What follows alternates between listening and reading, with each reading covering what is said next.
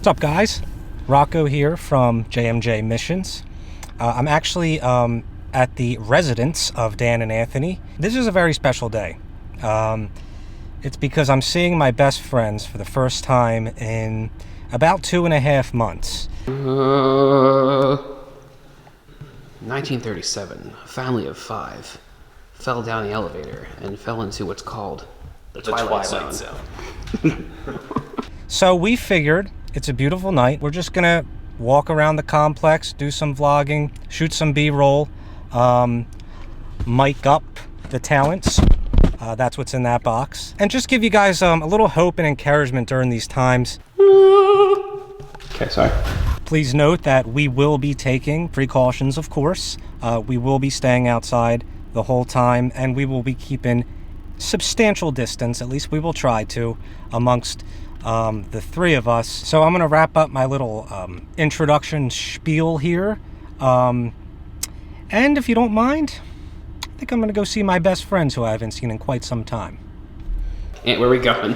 We're going to the Tower of Terror in MGM Studios, which probably isn't even called MGM anymore. I am currently still waiting for the gentleman to exit the building. I think the guys in the back are still doing hair and makeup on them. You know, we have a whole production crew in the back. I don't know if you knew that. Maybe someday. All right. Figured I'd just get out and start walking towards them. Maybe they'll feel my energy coming and my aura of goodness.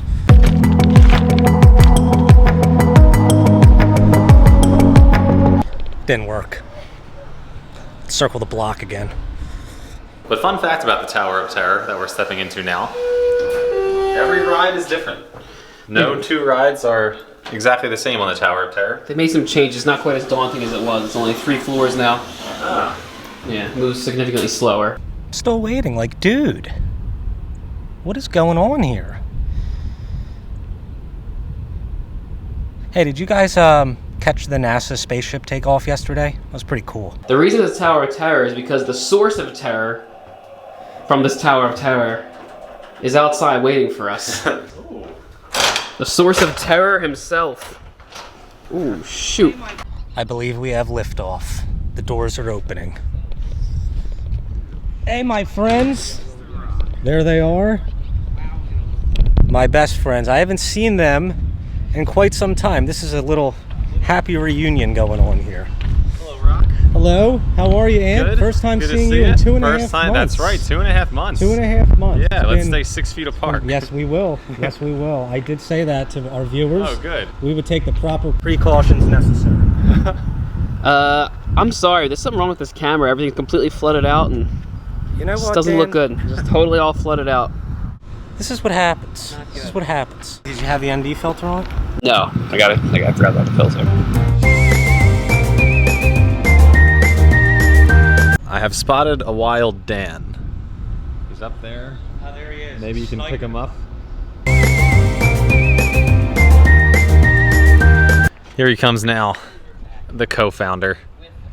The tri-founder, is that the right word? Got the right accoutrements? I think so. I put a filter on. It's Accomplished 0.9. 0.9, that's good. I chose it because of my filter expertise. Actually, I just chose it because it's just the first one I saw. So Rock, what does wind make you think of about the Lord? Wind? Well, I just have to give the cliche answer, and that's the Holy Spirit. I think wind also represents the Holy Spirit. And I like how, when I think of wind, I think of being a little sailboat for God, in God's pond. So in general, I think I have mixed feelings about wind, and that actually makes some theological sense, because when the Holy Spirit knocks on your door and you're in sin or you don't want to have anything to do with God, it annoys you, and you kind of say no to it. When the Holy Spirit knocks on your door and you're open to God, you know, you have a heart that's moving towards Him, then it feels great. When someone's open to the Holy Spirit, open to doing God's will, you know, the Holy Spirit's like a breeze, a cool breeze on a summer day. And when you are not in God's grace, you don't feel like doing God's will, then the Holy Spirit is like whipping wind, you know, on a 20-degree day, you know, in somewhere in northern, you know, Wisconsin. It's so bad that like you walk outside and you can't even breathe, and you can't even get a thought in. Yeah, that's because you're rough. like, I have to go to this. Oh, it's cold. You Yeah. can't even think the thought because It's painful cold. Right. So that's the Holy Spirit when you are not. It's not Right. that he's mean. It's just that you just don't feel like Yeah. having it. You know what I mean? Interesting. Yeah, interesting. I like that. That was good. Yeah. Made my sailboat comment look pretty dumb. So back to the sailboat. So one time I heard someone say to me that in order to follow God's will, you kind of have to envision yourself as like a little boat on a pond. And the wind kind of goes and it'll take you wherever you want. You might want to go a certain way, but if the wind's blowing a different direction, you're not going to get there. So you kind of just have to be docile and just go where God takes you with the wind. And he's going to do that by sending you promptings of the Holy Spirit. A prompting is pretty cool. A prompting is when you randomly have this really strong desire to do something really, really good, really holy, and it's something that didn't come from you. You weren't asking to think it, it just kind of popped into your heart, and it's something that makes you feel peaceful. Now, we can always respond to that. We can always listen to it, or we can ignore it. But, that's really up to us, and that goes along with free will. And, yeah, so be a sailboat. Why are we standing here right now? What are we We're doing? standing here because We're just three guys We're en standing route. here with cameras. we're en route to the pond. Where's the This pond? pond is a secret pond that we must travel to immediately. Now, this place is pretty cool. This was showed to me by a friend. I've been living here for almost a year now, and it's kind of what you see is what you get. It's a nice place. But there's this hidden spot that I didn't know about. I never stepped out of my comfort zone and walked back here behind these places, but it's a cool spot.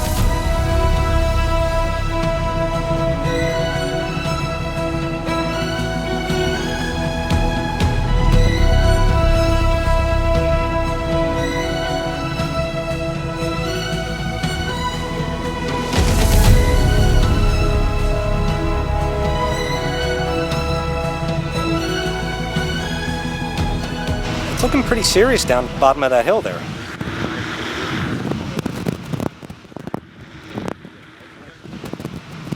They must be having a pretty deep theological discussion. And I'm up here on top of a mountaintop with a camera in my hand. But I'm pretty interested in seeing what they're talking about. Let's go check it out.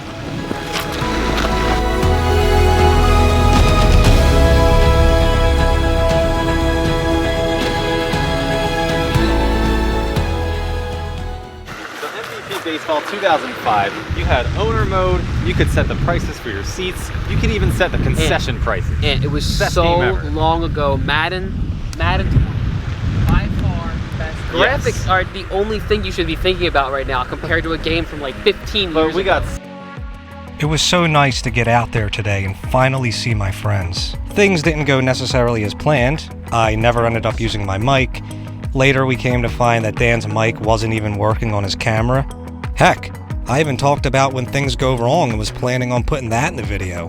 But, well, Dan's mic. But such is life. You make do with what you have, and you just gotta carry on sometimes. I think it was appropriate that Anthony asked us about the Holy Spirit earlier in the vlog. That too was unplanned, by the way. And here we are trying to plan everything, when really through all of our mishaps, I believe the Holy Spirit couldn't have been more palpable today. But is this day not a testament to the fact that an all-loving, all-knowing Father in heaven already knows our needs, and we're to trust Him because things will always work out in the end anyway? And so, the all-too-familiar phrase rings true. We plan, God laughs. Stay safe, everybody.